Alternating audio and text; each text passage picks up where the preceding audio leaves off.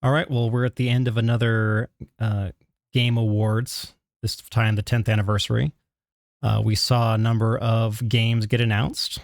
I want to talk about a few of them today that raised a number of red flags with me, as well as one where I was like, kind of came out of left field thinking, wow, I never thought we'd see this again. So let's get straight into it. Starting out, I'm Ojiro. I've been a game developer for over 15 years. If you're new to the channel, welcome. And if you've been here before, welcome back. This is going to be in a newer format. I'm still recovering from open heart surgery. Got my comfy post-surgery shirt here. And I may be grabbing this pillow to cough into if things go awry because I need my sternum not to like split back open, which would make for interesting content for YouTube, but less so for real life. So getting straight into it. So I didn't think we'd ever see another Onimusha game ever again. This was a huge surprise to me. I played a lot of this back in the day. I've got the first two. I think I only rented the third on GameFly back in the day. But I really loved this series.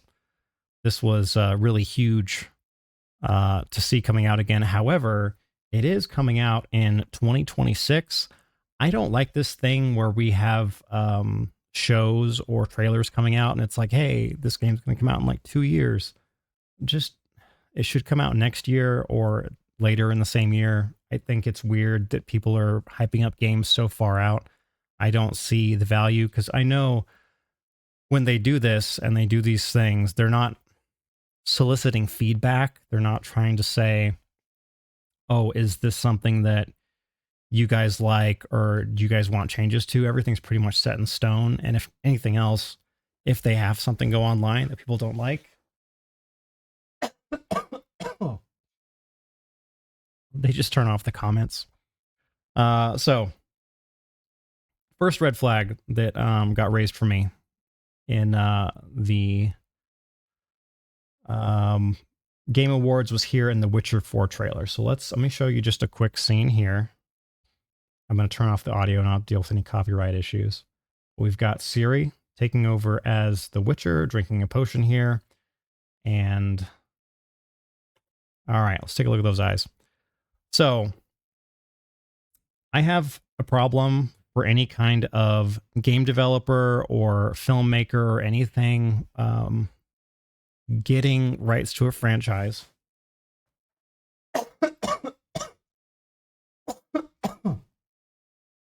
and then throwing the lore aside. So in the case of Ciri, now I've read only about half the books so far in the series. I'm on Baptism of Fire right now. I haven't started it. I read the last of The Blood of Elves and the one after that. I forget the name of the book. Yeah, it's whatever that the following book was. I read it in like just a couple days in the hospital. Excellent books. They have a lot in there that they don't talk about in the TV series because the TV series was just a total joke. And the games, we know that they're not one-to-one with the books. They take some liberties pretty much completely with how the story is told, and that's fine. However, when you if you're going to take some liberties, you got to keep the core of the lore of the world. And in the world of The Witcher, you cannot turn adults or females into witchers. The trial of grasses, you go through it. It is the chemicals that kind of change and mutate your body. They only have success with that with younger boys, and it's only like a 40% success chance. And once you get older, it's 100% fatality rate.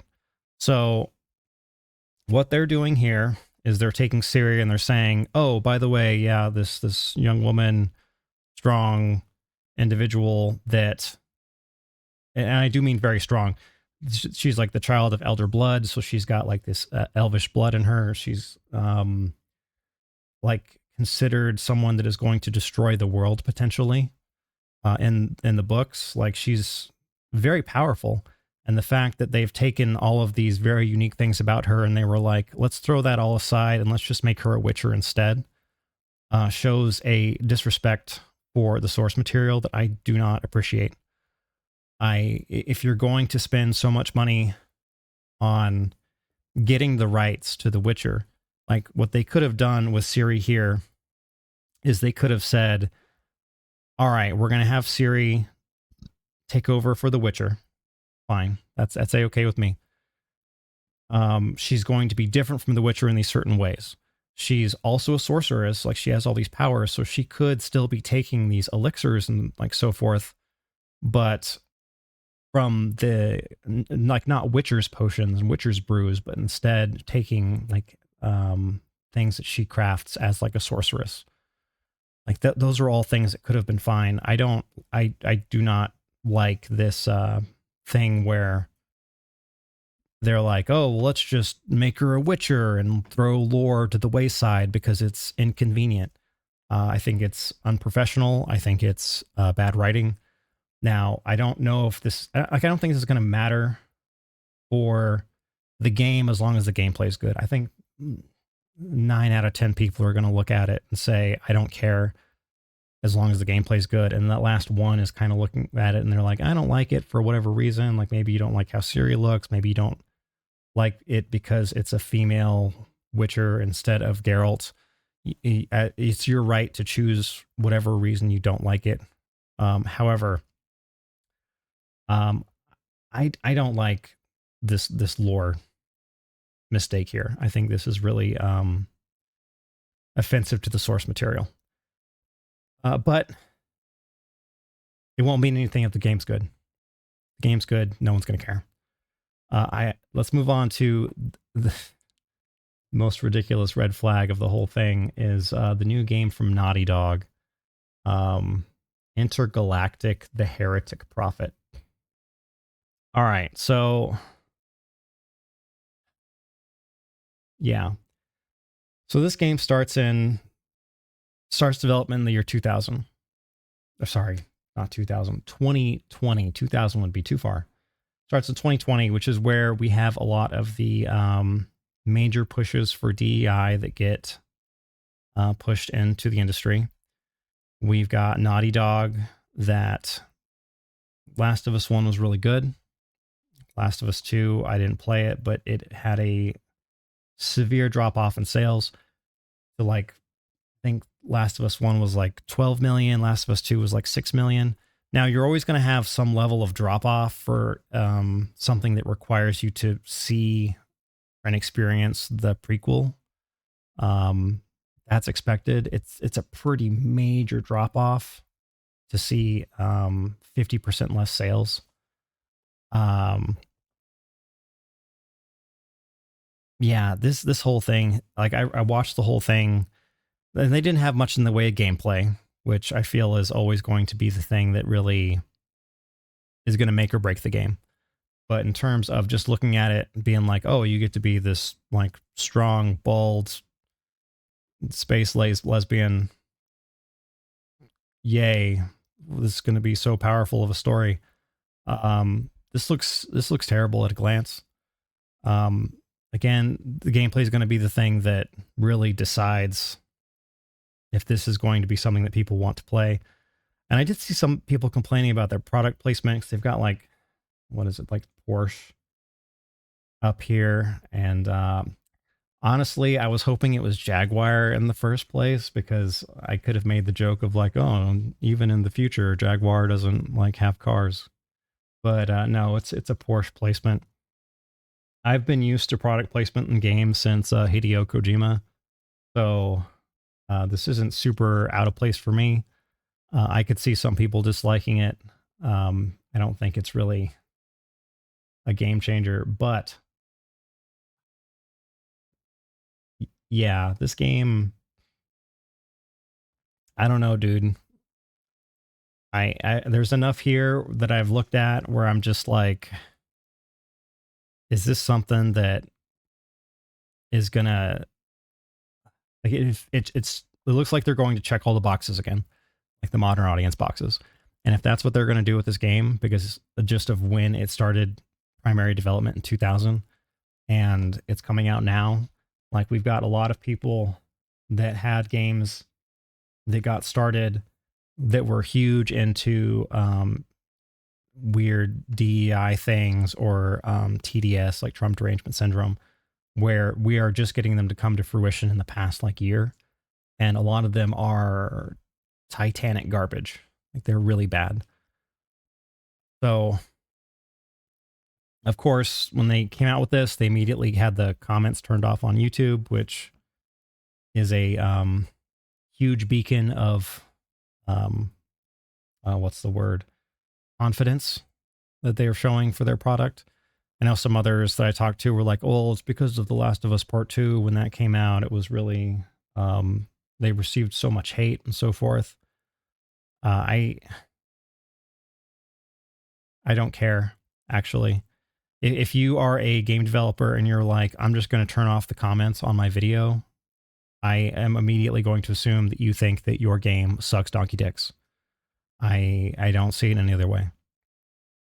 People are going to talk about your game no matter what. On whatever venue, like we're talking about it here on YouTube, just in a different YouTube area than their particular corner of YouTube. But again, the gameplay is going to be the thing that decides if the game is good or not. I do think if they decide to do a lot of box checking, that it is going to kill a lot of the sales for this game. But I don't think there's anything else for me to talk about right now for at least the Game Awards. Is there any other big stuff? That we got another Okami game. Like that was not my cup of tea, but if you're into Okami, then congratulations. Oh, and Elden Ring. I'm looking forward to seeing what that's gonna look like. I think it's supposed to be like a Monster Hunter style kind of thing, which if From Software is able to branch out and produce other games and have them be successful, I think that's going to be really big for them. I really want them to have as much political capital as they can going through the Kadokawa merger, because I really don't want to see Sony or like PlayStation out in California influencing the decisions and the things that the folks are going to be doing at From Software, because they need to shut that branch down. The Sony studio, or like Sony America, with their, like, there's only one positive thing about it. Like, let me actually show you the one positive thing about that place. So let's take a look. PlayStation San Mateo. All right. So here we are. Okay, so there's one positive thing. So I want to get directions from here. Let's flip you around. Need a Costco. What? No, not